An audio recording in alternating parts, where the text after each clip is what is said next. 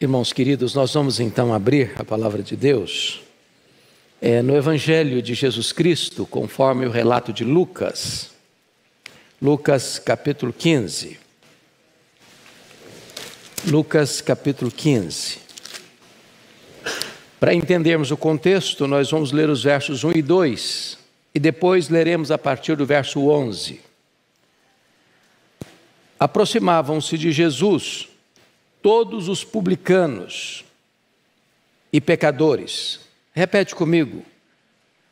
Todos os publicanos e pecadores. Para o ouvir. E murmuravam os fariseus e os escribas, dizendo: Este recebe pecadores e come com eles.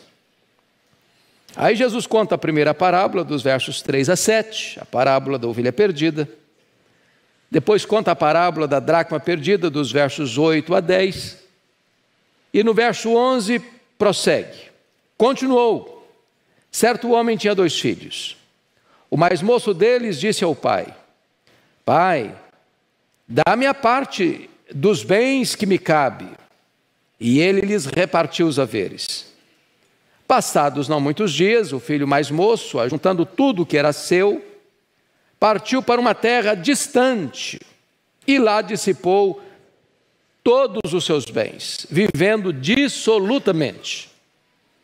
Então, ele foi e se agregou a um dos cidadãos daquela terra, e este o mandou para os seus campos a guardar porcos. Ali, desejava ele fartar-se das alfarrobas que os porcos comiam, mas ninguém lhe dava nada. Então, caindo em si, disse: Quantos trabalhadores de meu pai têm pão com fartura, e eu aqui morro de fome? Levantar-me-ei, irei ter com meu pai, e lhe direi: Pai, pequei contra o céu e diante de ti. Já não sou digno de ser chamado teu filho. Trata-me como um dos teus trabalhadores. E levantando-se, foi para seu pai. Vinha ele ainda longe quando seu pai o avistou. E compadecido dele, correndo, o abraçou e beijou. E o filho lhe disse: Pai, pequei contra o céu e diante de ti. Já não sou digno de ser chamado teu filho. O pai, porém, disse aos seus servos: Trazei depressa a melhor roupa, vestiu, ponde-lhe um anel no dedo e sandálias nos pés. Trazei também e matai o novilho cevado, comamos e regozijemo-nos. Porque este meu filho estava morto e reviveu, estava perdido e foi achado. E começaram a regozijar-se. Amém? Eu quero conversar um pouco com vocês hoje sobre o filho pródigo. Esta talvez seja a parábola mais conhecida, mais decantada, mais bela e mais eloquente proferida pelo Senhor Jesus. Esta é uma das pedras mais preciosas na coroa do nosso Redentor, no que tange ao seu ministério de ensino. Esta parábola é um luzeiro a brilhar na constelação das outras parábolas que Jesus contou. E por que Jesus conta essa parábola? O contexto está nos versos 1 e 2. Porque está escrito que aproximavam-se de Jesus todos os publicanos. E é digno de nota o destaque todos, não alguns, não a maioria, mas todos os publicanos. E também pecadores, para o ouvir. E quando essas pessoas que eram tidas pelos religiosos mais restritos, rigorosos, tradicionais, legalistas, chamados fariseus e escribas, e eles olham essa cena, os publicanos, cobradores de impostos vindo, os pecadores vindo e querendo ouvir Jesus, e Jesus os recebendo, ensinando a eles, eles ficam chocados, escandalizados, perplexos, e afirmam, num tom de censura: Este recebe pecadores e come com eles. Em outras palavras, esses escribas e fariseus se julgavam melhores do que essas outras pessoas e achavam que Deus só podia amar gente parecida com eles. Eles davam nota máxima a si mesmos, eles davam nota 0 aos demais, e eles eram seletivos, achando que Deus só gostava de gente parecida com eles. Então Jesus conta essas 3 parábolas para mostrar quem é Deus, para mostrar o amor de Deus, o amor de Deus que procura, o amor de Deus que encontra, o amor de Deus que perdoa, o amor de Deus que celebra. Você e eu não estamos aqui nesta noite alcançados pela graça porque éramos pessoas boas, porque tínhamos virtudes, porque tínhamos méritos, porque Deus olhou do céu para nós e disse: que pessoa maravilhosa, eu acho que ela é digna do meu amor, vou amá-la. Não, Deus amou você e a mim quando éramos fracos, quando éramos ímpios, quando éramos pecadores, quando éramos inimigos dele. Nós estávamos perdidos, nós estávamos mortos, nós estávamos depravados e condenados, nós estávamos numa situação irremediavelmente arruinada, e ele nos amou. E Jesus está mostrando aqui que o amor do Pai está estendido a você e a mim. Então, depois de contar as 2 parábolas da ovelha perdida e da dracma perdida, e você percebe que tanto a ovelha perdida é procurada, quanto a dracma perdida é procurada, quanto o filho perdido é também aguardado, e sempre numa proporção cada vez mais progressiva, porque na primeira você tem de 100 1, na segunda você tem de 10 1, e agora na terceira parábola de 2 1. E eu quero hoje focar a minha atenção com vocês, especificamente nesta parábola chamada do filho pródigo. Talvez ela não seja bem titulada por parábola do filho pródigo, porque esse título que você encontra, a parábola do filho pródigo, aí no topo do seu texto, não é inspirado, isso foi colocado muito depois. A centralidade desse texto não é o filho, é o pai. A palavra mais repetida aqui não é o filho, é o pai. Quando se recupera esse filho, quem está alegre não é o filho recuperado, é o pai, por recuperar o filho. Então o centro da nossa salvação não somos nós, é Deus. Tudo provém dele. Ele estava em Cristo reconciliando consigo o mundo. Ele planejou, ele executou e ele vai consumar a nossa salvação, para que toda a glória da nossa salvação pertença a ele. Mas com os olhos voltados agora para esta parábola, chamada então parábola do filho pródigo, eu quero destacar que esse moço, representando aqui os publicanos e pecadores, retrata 4 períodos ou 4 fases muito claras, muito nítidas na sua vida. A primeira delas, eu chamo de: ele era um moço feliz, inconscientemente, na casa do pai. Veja você que ele tem o pai, ele tem um irmão, ele tem uma casa, ele tem mesa, ele tem pão com fartura, ele tem gente para servi-lo, nada lhe falta. Ele tem afeto, ele tem amor, ele tem cuidado, ele tem provisão, ele tem sustento, ele tem honra, ele tem herança, ele tem futuro, ele tem tudo. Mas aqui entra um dos pontos mais críticos da vida do ser humano, que é a questão da insatisfação. Insatisfação. É quando você olha e não valoriza o que você tem. Se você olhar a história bíblica, por que houve uma queda no céu? Por que Lúcifer foi lançado do céu? Porque ele, embora sendo feito um querubim da guarda, um anjo de luz, estava insatisfeito e queria ser igual a Deus e acima dos outros anjos. De repente ele não se satisfez com aquilo que tinha. Por que Adão e Eva caíram no Éden? Eles estavam no paraíso, num lugar perfeito, criados perfeitos, tendo comunhão com Deus perfeito, mas de repente um sentimento de insatisfação introduziu-se no coração deles, E eles começaram a pensar que o jardim era muito estreito, muito pequeno, muito inadequado para eles, que eles tinham capacidade de muito mais, potencial para muito mais, e começaram a aspirar a coisas maiores do que aquelas que eles tinham. Quantas vezes na vida prática nossa, nós entramos por corredores escuros e perigosos, e sombrios e escorregadios, porque a gente começa a ficar insatisfeito com a vida, com a família, com o casamento, com os filhos, com os pais, com a casa, com a igreja, com o local onde vivemos. E quando esse sentimento é introduzido no coração, a vida perde o sabor. A mesa farta não faz sentido mais. Ter roupa limpa não satisfaz mais. Ter uma cama macia para dormir não satisfaz mais. Ter a companhia de pai, de mãe, de irmãos não satisfaz mais. De repente tudo aquilo que Deus põe na sua mão parece que não faz mais sentido. O drama desse moço é que ele era feliz, mas não sabia. Ele tinha tudo, mas não valorizava nada. E quantas vezes, meus irmãos, esse é o drama ainda hoje. Ainda hoje. Mas vocês percebem um segundo aspecto, que é a rebelião dele. Porque notem comigo o que acontece aqui.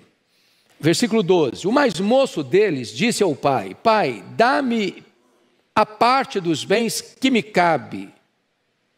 E ele lhe repartiu os haveres. Bom, quando você vai estudar a cultura judaica e ver o que está por trás desse pedido, não era legítimo fazer esse pedido. Não era tempestivo em fazer esse pedido. Não era a hora certa de fazer esse pedido, porque herança era dada aos filhos com a morte dos pais. Era natural. Ele usufruiu o que o pai deixou. Mas pedir antecipadamente herança, ele está dizendo: olha pai, eu sei que eu só tenho direito depois que o senhor morrer, mas como para mim o senhor já não importa mais, a minha vontade, o meu desejo, o meu prazer, a minha aspiração é maior do que a tua própria vida, então para mim o senhor já está morto no meu coração e eu quero o que é meu, o que me cabe. A insatisfação é o primeiro estágio da rebelião. Aqueles que não estão satisfeitos com a vida, às vezes dão cabo da vida. Aqueles que não estão satisfeitos com o lar, abandonam o lar. Aqueles que estão insatisfeitos com o casamento, deixam o casamento. Aqueles que estão insatisfeitos com a igreja, abandonam a igreja. Esse é o drama desse menino, ele tinha tudo, mas não valorizava. Ele era feliz, inconscientemente. Ele era feliz e não sabia, na casa do pai, tendo pão com fartura. Mas aí vem um segundo estágio da vida dele. Eu peço que você olhe comigo, por favor. Versículo 13. Passados não muitos dias, o filho mais moço, ajuntando tudo o que era seu, ele não deixou nada para trás, partiu para uma terra distante. E lá dissipou todos os seus bens, vivendo dissolutamente. Agora, a segunda fase da vida dele é que ele é infeliz, inconscientemente. Ele era feliz inconscientemente na casa do pai. Tinha tudo, mas não valorizava. Agora ele vai para um país distante. Curiosamente, Jesus não diz que país é esse. Mas distante, sem comunicação, sem raízes, sem vínculos, sem ninguém para lhe vigiar, sem ninguém para quem prestar contas. Um país onde ele é independente, onde ele faz as suas escolhas, onde ninguém vai dizer para ele: não faça isso, não faça aquilo, onde ele tem tudo na mão e ele pode usar como quer, do jeito que quer. E a Bíblia diz que ele então vai para esse país, para essa terra distante, e lá dissipou, não parte dos bens, ele não era um bom administrador, ele não era um bom mordomo, dissipou todos os seus bens. Mas de que maneira? Porque apostou no negócio errado? Porque comprou algo e não deu certo? Não. Ele gastou todos os seus bens vivendo dissolutamente. E aí imagine você as festas. Aí imagine você a diversão. Aí imagine você as curtições da vida. os amigos, os gracejos, as taças, os banquetes, as aventuras. Ele acha que está curtindo a vida. Ele acha que é isso que é vida. E sabem, amados irmãos, o retrato que Jesus traz é a história de tanta gente criada na igreja, que um dia pensou, a vida está pulsando do lado de fora. Esse negócio de ir para a igreja é chato. Ir para a igreja domingo, escola dominical, reunião de oração, escutar sermão, cantar no louvor. Tem coisa maior, tem coisa melhor. Eu acho que as pessoas lá fora estão curtindo a vida. E de repente a pessoa começa a sentir uma insatisfação. Ela quer curtir o que está do outro lado.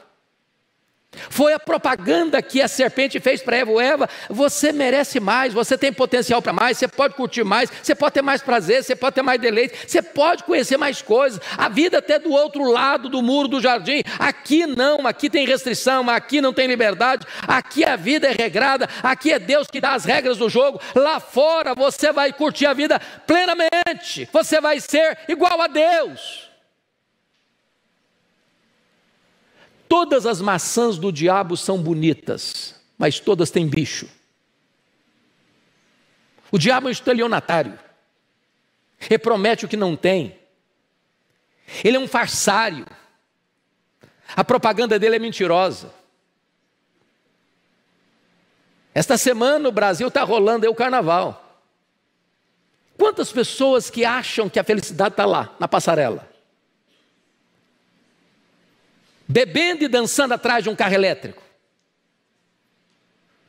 Quantas pessoas que acham que o prazer está na cama do adultério, nas aventuras, nas drogas, na bebida, na jogatina, neste mundo cheio de brilho, cheio de propostas, cheio de banquetes aparentemente apetitosos, com iguarias finas, mas que destroem a alma, que roubam a paz, que chicoteiam a consciência, que mordem na alma, deixando feridas, muitas vezes incuráveis.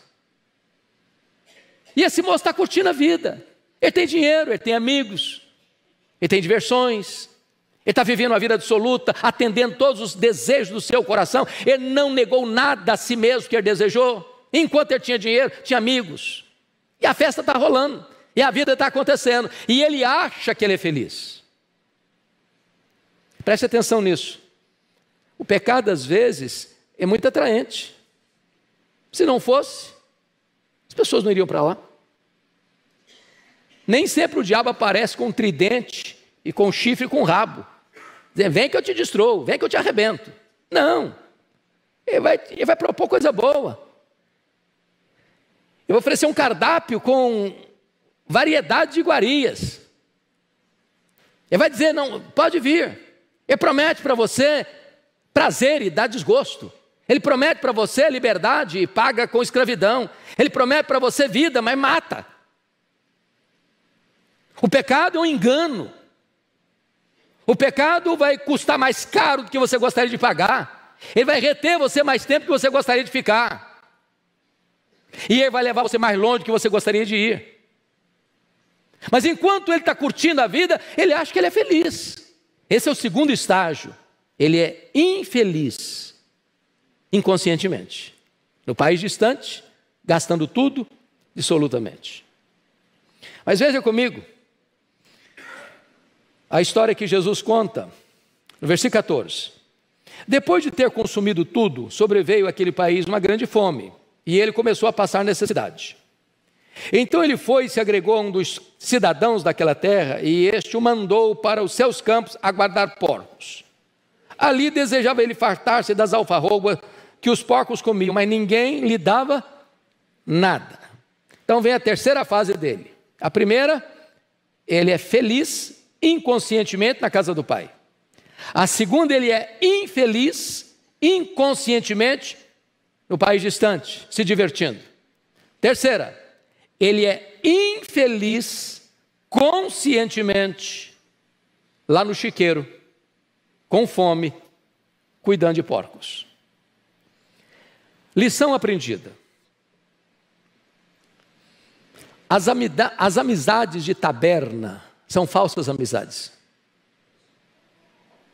Os amigos de copo, dos botecos da vida, dos bares da vida, são amigos enquanto você tem dinheiro, enquanto você está numa boa. A hora que a crise chega, eles vão embora.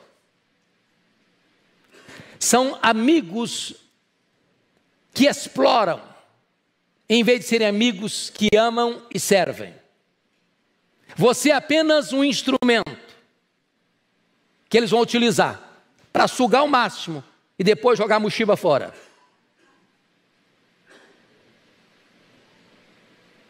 Imagine a cena que Jesus pinta deste quadro. Para um judeu, o porco é um animal imundo. Um judeu não come carne de porco, por entender que é um animal imundo. O quadro que Jesus pinta é o mais dramático, porque ele não encontra sequer um emprego digno. Ele vai estar cuidando daquilo que na mente dele, na cultura dele, é impuro. E o dinheiro acabou, e a fome chegou, e a crise bateu à sua porta, e ele não tem mais nada. E ele não consegue encontrar nenhuma família decente para lhe dar um trabalho decente. E então ele vai guardar porcos. E enquanto ele faz a comida dos porcos, as alfarrobas, a fome dele é tal que ele gostaria de comer até aquela lavagem. Mas nem isso ele tem. Agora sim ele é infeliz. Eu estava ouvindo há pouco tempo um relato dramático de um pastor que foi me buscar para pregar na sua igreja, pastor muito querido, e ele era um homem comerciante, ele estava muito bem no seu trabalho, ganhando muito dinheiro, fazendo viagens e fazendo bons negócios, crescendo, aumentando o seu patrimônio, tendo uma família linda, a esposa, os filhos pequenos. E um dia, ele me contando, pararam num hotel para dormir, várias pessoas da sua empresa, e ele inadvertidamente entra no banheiro, e os seus colegas de trabalho estavam cheirando cocaína. E eles disseram: olha, é uma curtição legal, quer experimentar? À sua disposição. Sem reflexão, não, qualquer. Ele experimentou, cheirou a primeira vez, já ficou cativo. Cheirou a segunda vez, a terceira vez, precisou mentir para a esposa, a vida começou a ficar bagunçada, começou a perder dinheiro, a vida já não estava mais legal, a cabeça já estava ruim. Chegou um momento em que havia brigas dentro de casa, ele mentindo para a esposa, ele dizendo que estava num lugar, estava no outro, estava fazendo uma coisa, estava fazendo outra. Chegou um momento em que a vida dele virou um inferno, e cada vez mais prisioneiro das drogas. Quando ele percebeu que não tinha mais saída para ele, ele me disse, peguei minha mala, enchi de roupa e disse para minha família: vou fazer uma viagem. E a viagem que ele fez foi para as ruas de São Paulo. Morou 7 anos nas ruas de São Paulo, debaixo dos viadutos, injetando drogas, vivendo uma vida de mendicância, sujo, passando até 15 dias sem tomar um banho, no submundo das drogas. O que ofereceram para ele foi uma curtição, foi um prazer, foi uma aventura. E nem tinha percebido ele que aquela proposta, talvez vantajosa naquele momento, para lhe dar alguma experiência nova, haveria de arruinar a vida dele, arruinar o casamento dele, arruinar a família dele, arruinar o futuro dele. Mas bendito seja Deus, esse homem me disse que muitas vezes, dezenas de vezes, centenas de vezes, ele dormiu debaixo de uma marquise de uma igreja aqui em São Paulo. E um dia, 4 horas da manhã, ele está passando num viaduto, sem poder entender, uma senhora que estava vindo de uma reunião de oração, saiu da reunião de oração de madrugada, passando por ele, olhou para ele e disse: se você não morreu até hoje, é porque Deus tem um plano na sua vida.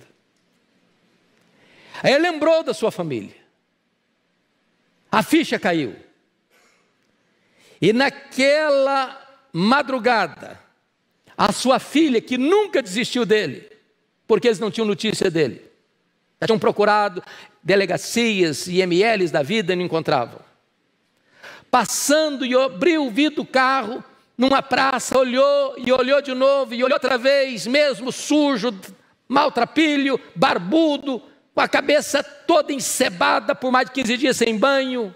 Ela olhou e viu e reconheceu. Desceu do carro, correu, abraçou e disse: papai, papai, papai. E abraçou o seu pai, sujo, levou para casa, deu banho, cortou o cabelo, colocou numa clínica. Ele se recuperou. E aquela igreja onde ele dormia debaixo da marquise é hoje a sua igreja. Ele é pastor desta igreja e dá o seu testemunho no Brasil inteiro. Há muitas pessoas, irmãos, que acharam que a vida estava lá fora, como esse pródigo. Quantos filhos de igreja saíram da igreja? Quantos que foram criados no evangelho que abandonaram? Foram atraídos, foram seduzidos, foram apanhados como que numa rede, se envolveram com o que não podiam se envolver, e hoje estão nesse estágio, nesse terceiro estágio, infeliz, conscientemente. Mas Jesus cuidadosamente nos leva para a quarta fase. Eu gostaria que vocês olhassem comigo, verso 17. Está escrito o seguinte: então, caindo em si, disse: quantos trabalhadores de meu pai têm pão com fartura e eu aqui morro de fome? Preste atenção nisso aqui. Quando esse menino, outrora insatisfeito e rebelde, cai em si e lembra da casa do pai, qual a lembrança que ele tem da casa do pai? Uma casa que tem fartura, uma casa que tem mesa posta, uma casa que tem provisão. Eu já escutei como pastor, talvez o pastor Ival já tenha escutado isso, jovens machucados, feridos pela vida, dizendo o seguinte: pastor, eu prefiro comer o pão que o diabo amassou, que voltar para a casa dos meus pais. A lembrança que eu tenho é de violência, é de maltrato, é de agressão, é de injustiça. Me permita fazer essa pergunta: se os seus filhos pudessem dizer uma palavra sobre a sua casa, você pai, você mãe, do que eles lembrariam? Que marca nós temos deixado na nossa casa? Quando ele cai em si e se lembra da casa do pai, ele diz: quantos trabalhadores na casa do meu pai têm pão com fartura? Ele não está nem pensando os empregados da casa, os funcionários da casa, os secretários da casa tinham pão com fartura. Havia generosidade naquela casa, havia humanidade naquela casa. E diz o texto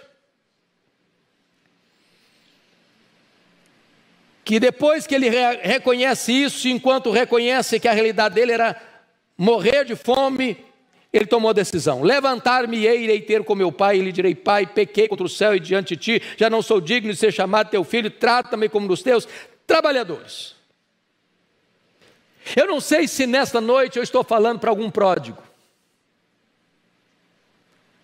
alguém que se afastou dos caminhos de Deus, alguém que se afastou da família, e alguém que mergulhou a sua alma num pântano de dor e de desespero. Eu quero dizer para você nesta noite que está na hora de voltar. Está na hora de voltar. Eu quero dizer para você que está nos assistindo agora, não importa onde você esteja, no Brasil ou no mundo, está na hora de voltar para a casa do Pai. Chega de sofrer. Quando o pai é o Pai de amor, de graça, e que está com os braços estendidos para receber e perdoar você.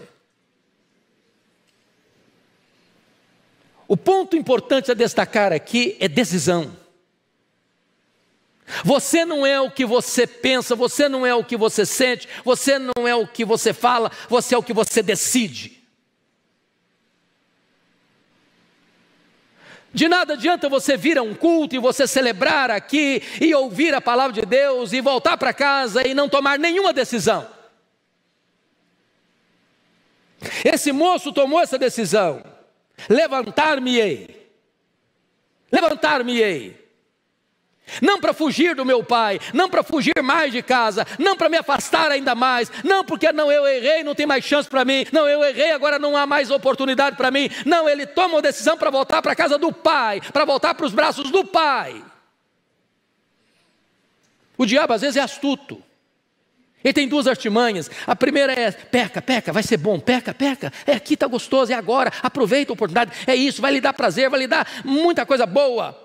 Depois que você peca e diz: agora não tem mais jeito não, agora você está preso, agora você está perdido, agora você está acorrentado, agora você não sai mais dessa. Sai sim, sai sim. O Deus a quem servimos é o Deus que perdoa, é o Deus de toda graça, é o Deus da segunda oportunidade, é o Deus que hoje está aqui para restaurar a sua vida, para recuperar a sua vida, para salvar você, para perdoar você, para lhe dar uma nova oportunidade, para começar uma nova vida para a glória do seu nome. Mas notem comigo que quando ele toma essa decisão, ele ensaia um pedido de perdão. Ele ensaia um discurso. Porque a pergunta dele: será que meu pai vai me receber? E vejam vocês comigo, no versículo 18, ele diz: e lhe direi: pai, pequei contra o céu e diante de ti. Já não sou digno de ser chamado teu filho, trata-me como um dos teus trabalhadores. Está certo. O primeiro ponto do verdadeiro arrependimento, irmãos, é o reconhecimento de que nós não somos dignos, nós não somos merecedores. Qual foi o problema retratado na figura do filho mais velho? Que é a figura do escriba e do fariseu.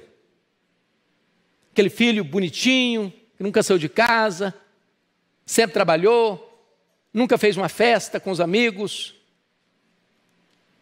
Na opinião dele, nunca transgrediu um mandamento do pai. Esse não tem prazer no pai. Esse não se sente um escravo dentro de casa. Esse é tomado por um senso de justiça própria. Esse não ama como o pai ama, esse não ama a quem o pai ama, esse não tem na vida dele o discurso do perdão, da nova oportunidade, da nova chance. Errou, acabou. A parábola termina com o filho pródigo de volta para casa e o filho mais velho, que parecia ser o filho exemplar, fora da festa do pai. É o coração quebrantado que Deus não rejeita. Não o coração altivo, soberbo, autossuficiente, com justiça própria. Agora notem comigo, por favor, no versículo de número 20, que decisão não basta dizer eu vou decidir. Porque tem gente que eu vou decidir. Tem uma ave noturna que nós chamamos de bacurau. O bacurau só sabe cantar uma coisa na vida: amanhã eu vou, amanhã eu vou, amanhã eu vou. E não veio até hoje. Ele só sabe cantar amanhã eu vou. Tem muitas vezes: um dia eu vou fazer, um dia minha vida vai mudar, um dia eu vou voltar para a igreja, um dia eu vou ser dizimista, um dia eu vou ser crente de verdade, um dia eu vou honrar meu pai e minha mãe, um dia eu vou ser fiel ao meu marido, um dia eu vou andar com Deus, um dia eu vou ler a Bíblia, um dia, amanhã, quem sabe amanhã. Não, toma a decisão e faça aquilo que você tem que fazer. Levantar-me e irei ter com meu pai. Mas o texto diz: e levantando-se foi para o seu pai. Então nesta noite Deus não quer apenas que você tome uma decisão, Deus quer que você ponha essa decisão em prática, imediatamente. Levantando-se foi para seu pai. O que é maravilhoso é que no verso 20, eu quero que você leia comigo o verso 20, uma só voz, vamos lá juntos? Vamos lá? E levantando-se, foi para seu pai. Vinha ele ainda longe, quando seu pai o avistou, e compadecido dele, correndo, o abraçou e beijou. Vamos seguir.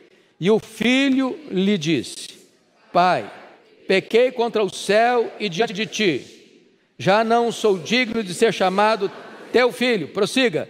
O pai, porém, disse aos seus servos: Trazei depressa a melhor roupa, vestiu, ponde-lhe um anel no dedo e sandália nos pés.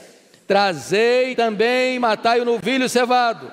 Comamos e regozijemo-nos, porque este meu filho estava morto e reviveu, estava perdido e foi achado.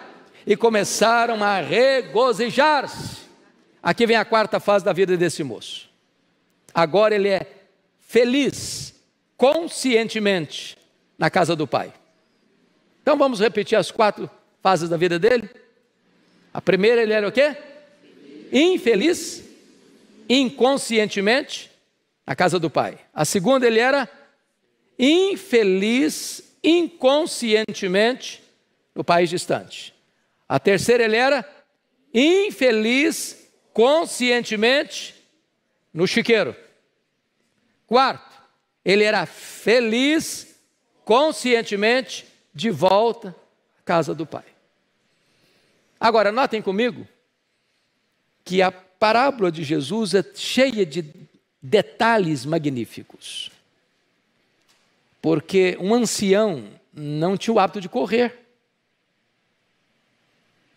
Segundo, a cena que Jesus pinta como um artista de excelência é que o pai vivia na varanda da casa, olhando para a estrada, aguardando a chegada do filho. Eu quero dizer para você que o pai aguarda você. Ele espera por você. Mas talvez, eu estou falando para crente, que o pai está aguardando para uma vida mais plena. Talvez você está sendo uma crente meia boca. Deus aguarda você para uma vida plena. Plena. E o que é curioso é que o pai interrompe o discurso dele. O pai não permite que ele fale assim: trata-me como um dos teus trabalhadores. Não, o pai interrompe. Quando o pai perdoa, ele perdoa mesmo. Deus não diz: olha, você fez um monte de coisa errada, agora eu vou te perdoar, mas olha, você vai ser agora só receber metade das bênçãos, porque você não recebe tudo, mas não, porque você perdeu. Deus está restaurando você por completo. Deus está lhe dando uma nova chance, uma nova oportunidade. E é curioso que enquanto o filho confessava: Pai, pequei contra o céu diante de ti, já não sou digno de ser chamado teu filho. E antes ele emendar para dizer: trata-me apenas como um dos teus trabalhadores, o pai não fala mais com o filho. O pai tem pressa e diz para o seu servo: vai lá, corre, traz roupa nova, traz sandália, traz anel, e vai lá e mata o bezerro cevado. O bezerro cevado, gente, é aquele bezerro que era tratado assim a pão e mel. Para o dia mais esperado, para o dia mais desejado, para a festa mais celebrada da família. Corre lá, mata o bezerro cevado. Está na hora da gente celebrar, porque este meu filho estava perdido e foi achado, estava morto e reviveu. Esta é a graça do nosso Deus. Este é o amor que perdoa, este é o amor que celebra a sua volta. A Bíblia diz que a festa diante de Deus, lá nos anjos, diante dos anjos de Deus nos céus, por um pecador que se arrepende. E diz a Bíblia que começaram a se regozijar. Há um banquete esperando por você. A festa está pronta. E ainda há lugar. Talvez você que hoje precise se reconciliar com Deus. Talvez você que hoje precisa voltar para a casa do Pai. Talvez você hoje que precisa de recomeçar uma nova jornada da sua vida com Jesus. O Senhor está aqui. Os portais da graça estão abertos. E o Senhor convida você para esse banquete. Curva sua fronte, por favor. Vamos orar ao Senhor.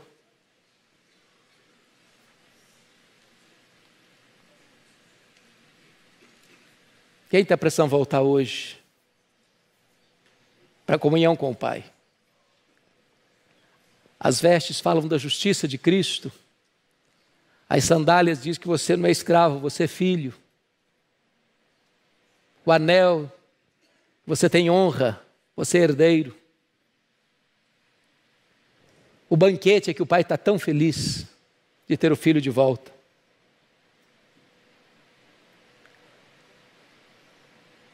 E hoje você pode voltar para os braços do Pai, para o banquete do Pai,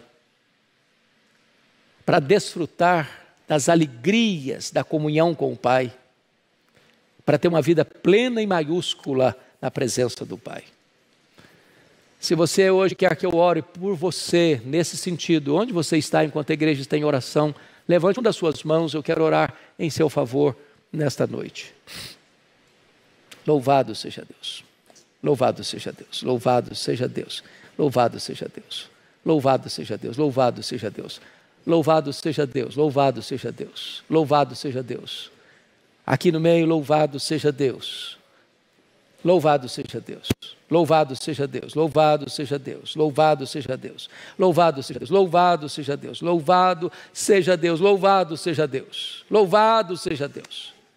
Senhor Deus, nós te adoramos, porque Tu és o Deus de toda graça, o Deus que perdoa, o Deus que restaura, o Deus que dá uma nova oportunidade. Ó Senhor, segura firme na mão desses queridos e queridas que agora se manifestam desejosos de recomeçar a caminhada na Tua presença. Enche-os da Tua alegria, enche-os da Tua paz, enche-os do Teu poder, para que eles possam ter uma vida plena na Tua presença, Senhor. Nós oramos, meu Deus, por aqueles que estão lá longe nos assistindo, não importa onde, Senhor. Talvez na sua casa, talvez no hospital, talvez no escritório, talvez no seu carro. Oh, meu Deus, onde essa pessoa estiver agora, toca o coração dela, em nome de Jesus. Que seja um tempo novo de restauração, de perdão, de cura e de reconciliação contigo. A Ti rendemos a honra, a glória e o louvor, em nome de Jesus. Aleluia. Amém.